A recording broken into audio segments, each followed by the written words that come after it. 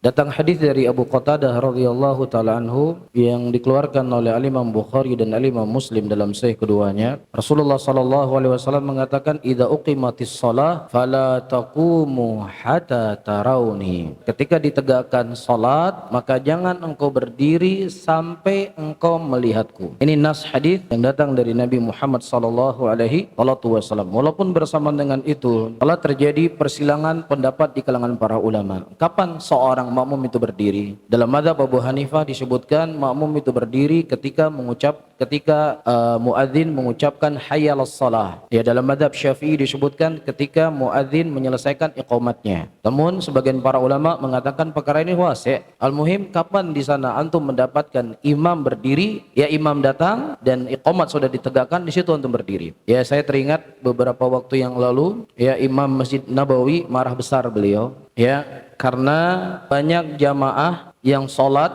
mereka belum datang imam sudah berdiri. Kata Syekh, ini Masjid Nabawi. Orang kita wajib untuk mengikuti sunnah Rasulullah sallallahu alaihi wasallam. Dari sunnah Rasulullah, makmum itu berdiri ketika dia sudah melihat imam atau ketika muadzin sudah mengumandangkan iqamatnya. Wallahu a'lam bishawab.